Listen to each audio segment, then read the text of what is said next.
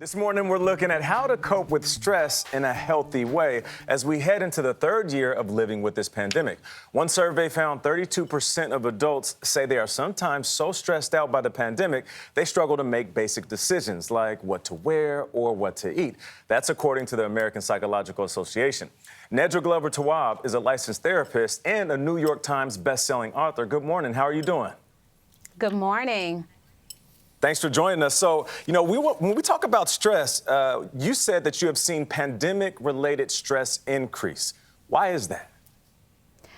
We have been in a constant state of up and down fluctuations, and we can't get used to what's happening right now because we know what the world used to be like. Now, what are some easy tips if someone is feeling stressed out that they can keep with them on a daily basis?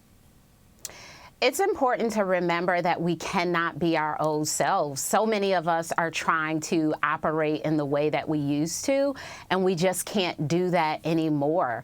It's also important to get back to a lot of the things that we started doing in the beginning of the pandemic, like making time for ourselves, making ways to connect.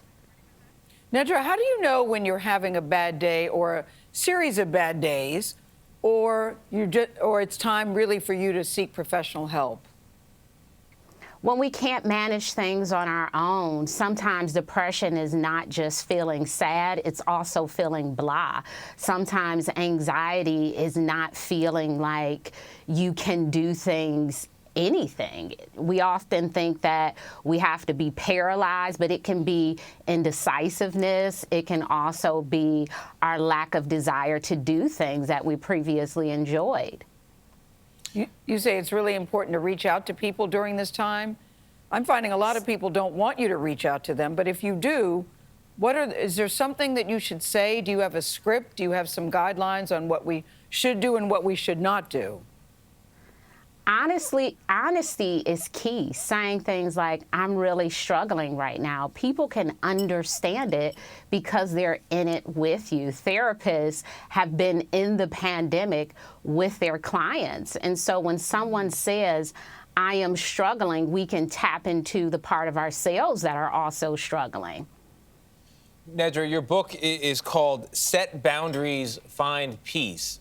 What is it about boundaries that are so important to helping people get to a good headspace?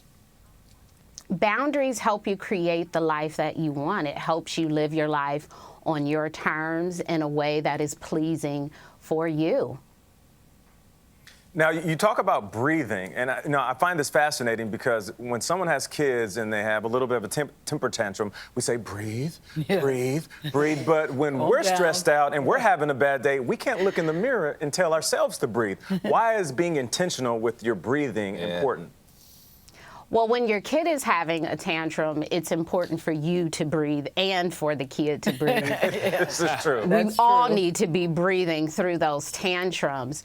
But typically when we're breathing, we're just doing it in a very routine way. I've been surprised when I actually meditate with people, they will report, oh my gosh, I felt dizzy. I felt like I was not in my body. And it's because we're typically just taking breaths. We're not actually deep breathing. That is a different process, and our brain and our body responds to it in a different way.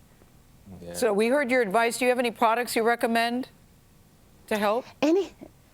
I think our phones is our go-to device. If we could just write notes to ourselves, affirm ourselves in our note app, maybe journaling using our phone, even using the voice memos. We can write letters to ourselves. There are so many things we can do with the devices that we already have. All right, you're doing a good job, Nate. It should start with Dear Nate. Good job, Nate. Well done. Well done today. Tony, don't forget to breathe. Nedra Glover Tawwab, thank you very much. We appreciate it, cutting through the noise.